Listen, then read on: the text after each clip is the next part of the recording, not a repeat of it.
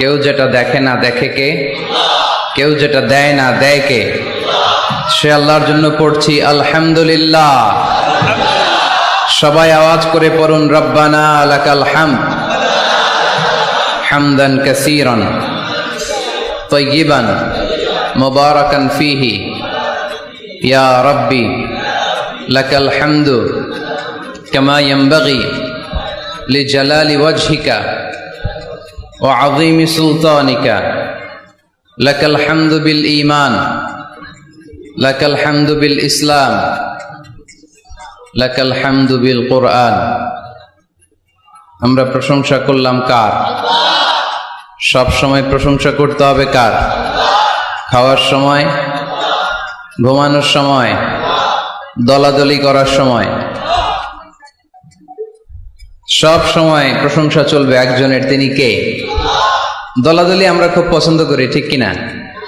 প্রত্যেকেরই একটা দল আছে না নাই? কিন্তু আল্লাহ কোরআনে একটা দল করতে বলেছেন, দলটার নাম হচ্ছে হিজবুল্লাহ। দলটার নাম কি? হিজবুল্লাহ। আমরা আল্লাহর দল করে এই পৃথিবী থেকে বিদায় নিতে চাই, ঠিক কিনা? কারণ তিনি হচ্ছেন মালিকাল মুলক, তুতিল মুলকা মান তাশা ওয়া তুইজ্জু মান তাশা ওয়া তুযিল্লু মান তাশা বিয়াদিকাল খাইর। তিনি যাকে চান তাকে ক্ষমতা দেন, আবার যাকে চান তাকে ঘরের দুর্বল, ঠিক কিনা? আমি দুর্বল, আমার বাবা দুর্বল, আমার দাদা দুর্বল, আমার 14 গোষ্ঠী এই যে নিজেরা যে দুর্বল বলতে চায় না, সবল মনে হয় অনেক। 5 বার টয়লেটে গেলে 6ষ্ঠ বার চেহারার দিকে আর তাকানো যায় না। আজকে এই প্যান্ডেলে কেউ যদি বলে হুজুর প্যান্ডেলের মাঝখানে সাপ, যদি কি বলে খুঁজে পাওয়া যাবে আপনাদেরকে? আপনারা থাকলো আমি এদিক দিয়ে দৌড়, কারণ চাচা আপন প্রাণ বাঁচা। সামান্য একটা সাপ শুনলে আমরা ভয় পেয়ে যাই। সাপ বাদ দেন, সাপ তো খুব ভেনোমাস, মানে বিষাক্ত। Anaconda, Python, king cobra, black mamba, এগুলো কামড় দিলে মানুষ বাঁচে না। সাপ বাদ দেন, ব্যাং চিনেন?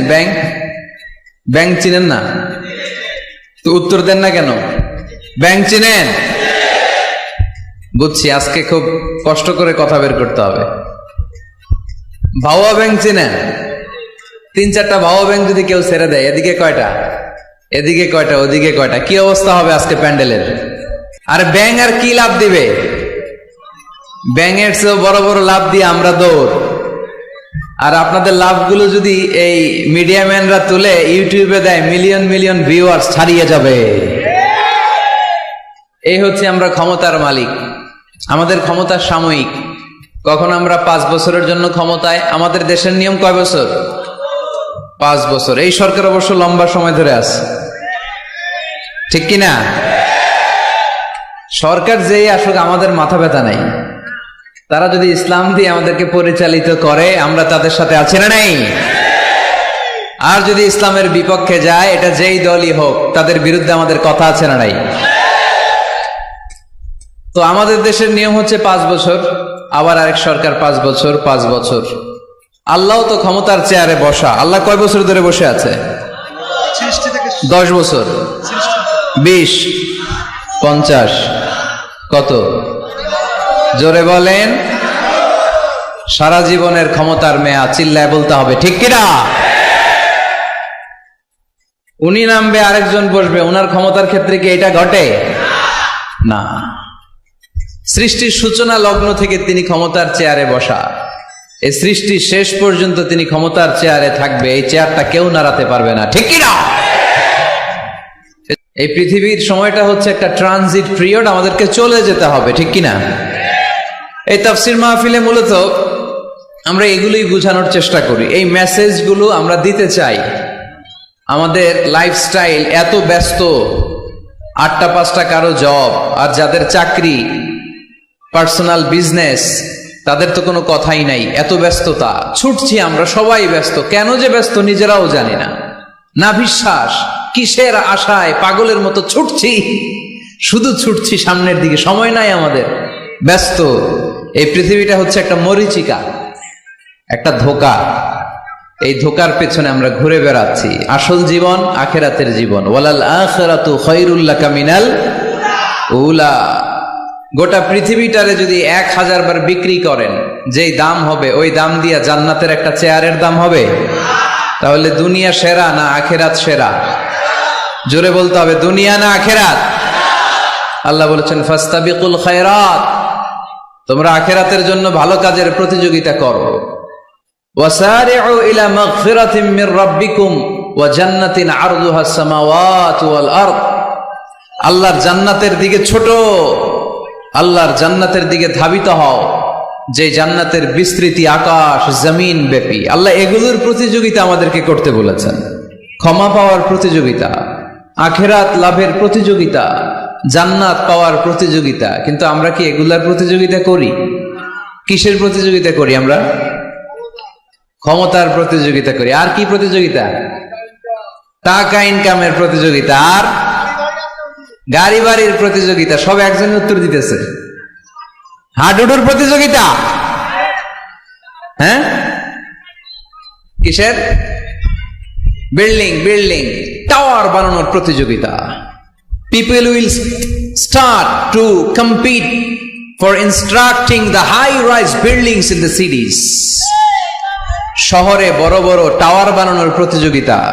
বুর্জ আল খলিফা, হ্যাঁ, KLCC টাওয়ার, কিংডম টাওয়ার। আরব দেশের একটা বানায় 100 তলা, আরেকটা বানায় 110 তলা। কে কার চেয়ে বড় বানাতে পারে? আমাদের প্রতিযোগিতা এগুলো নিয়ে, ঠিক কিনা? তারপর বাংলাদেশের যুবকরা নিশ্চিত, কিন্তু কবে মরবো এটা অনিশ্চিত। আমরা যে মরবো এটা কি নিশ্চিত, আর কবে মারা যাবো এটা অনিশ্চিত। আমরা জানি না কবে মারা যাবো। এজন্য আমাদের প্রতিটা মুহূর্তই আমরা একজনকে খুশি করার জন্য ব্যয় করব। তিনি কে? আল্লাহর খুশির জন্য যেন আমরা বেশি বেশি কাজ করতে পারি। আল্লাহ তুমি তৌফিক দাও। আজকের মাহফিলটারে নাজাতের ওয়াসিলা বানাও। এখানে আসছি আমরা কিসের নিয়তে? আজকে উত্তর দিবেন, উত্তর। You have to answer to me. এর কারণ আমি এক পেশে কথা বলি না, আমি দ্বিপাক্ষিক বৈঠক করি। মানে আমিও বলবো, আপনারাও বলবেন। আর আমার আলোচনায় আল্লাহর মেহেরবানিতে ইয়াং ছেলেরা বেশি আসে।